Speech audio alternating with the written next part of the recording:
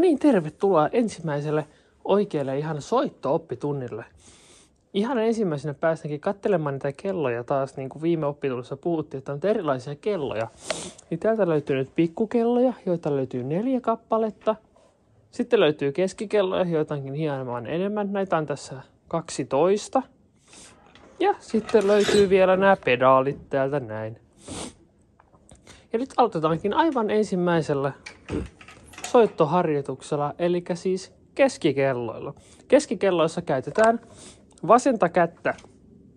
Ja nyt otetaan harjoituksen merkeissä helposti, että kuvitellaan, että meillä on vain ainoastaan nämä 3 kelloa tässä. Ja näitä muita ei ole. Käytämme vain ainoastaan näitä 3 kelloa. Otetaan rytmin pohja. Rytmin pohja on kolmiosainen, jossa käytetään näitä 3 kelloa. Niin kuin opittiin, niin voidaan kuvitella, että tämä kello on numero 1, tämä kello on numero 2 ja tämä on kello numero 3. Ja näistä voidaan alkaa sitten harjoittelemaan semmoista kuviota kuin 1, 2, 1, 3. Eli 1, 2, 1, 3. 1, 2, 1, 3. 1, 2, 1, 3. Tässä on aivan peruspohja. Ja kohta me päästäänkin näkemään, kuinka se tapahtuukin sitten oikeasti. Tätä ennen katsotaan myös pikkukellolle oma rytmi. Ja nyt aloitamme myös pikkukellon harjoittelun. Käytetään 2 pientä kelloa harjoituksissa. Ja näitä soitetaan tällä hetkellä hyvin yksinkertaisesti, eli ihan vaan vuoron perään. Kun kättä liikutetaan alaspäin, soi korkeampi kello. Ja kun nostamme kättä ylöspäin, soi pienempi kello. Ja kun tiedät siitä, että jos nämä kellot ei soi kunnolla, sinulla on väärä asento kädessä. Koko liike tulee kokolla kädellä, ei pelkällä kämmenellä eikä pelkällä rannen liikkeellä, vaan siinä käytetään koko kättä. Ja koko käsi ihan kuin ratsastaisit hevosella, niin tässä on sama juttu. Eli käsi on rento ja mukaan menevä, ei liian tiukka. Muuten tästä ei tule mitään. Voidaan kokeilla sillä, että kädellä otetaan painoa pikkukellon ja aletaan hitaasti liikuttaa kieltä edestakas. Me nähdään, että tämä kieli pakenee itse kellon reunaa kohti.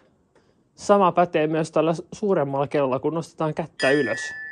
Eli vuoron perään.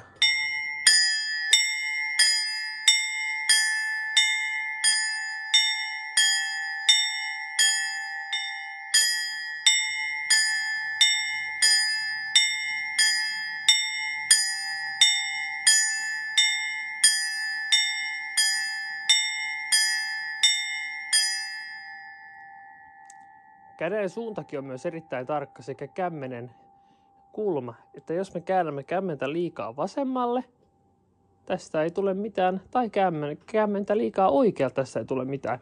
Käsi on hyvä olla noin, jos katsotaan kuin kello, eli noin kello 13, eli yhdessä.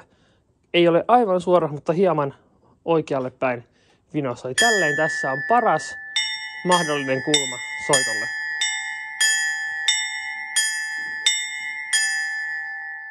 Näin.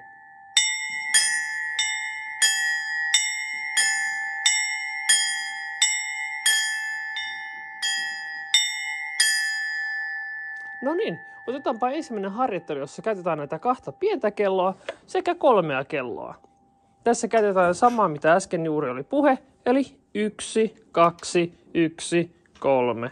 1, 2, 1, 3.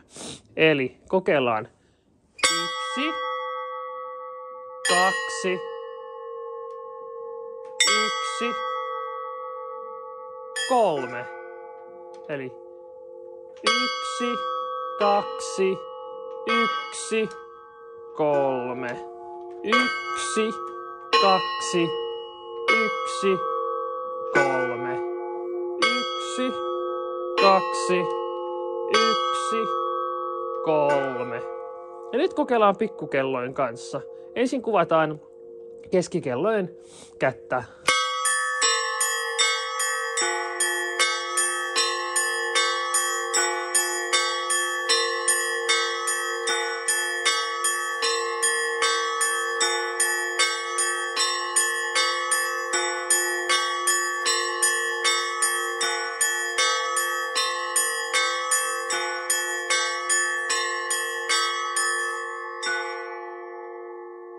Ja nyt katsotaan pikkukelloja.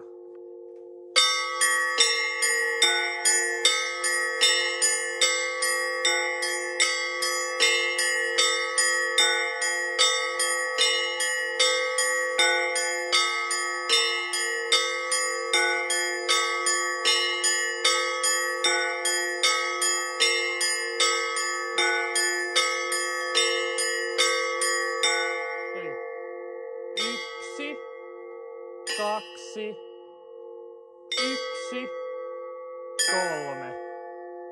Tässä on aivan ensimmäinen harjoitus.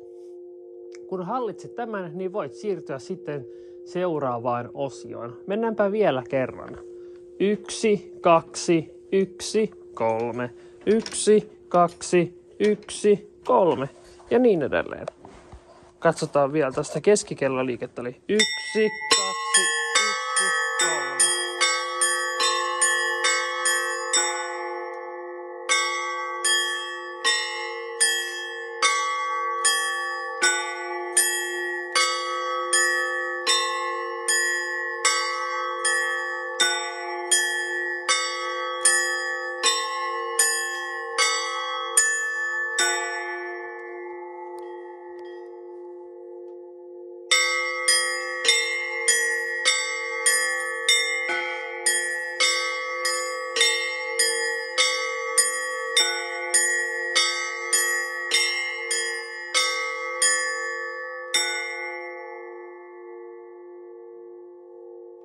Noin.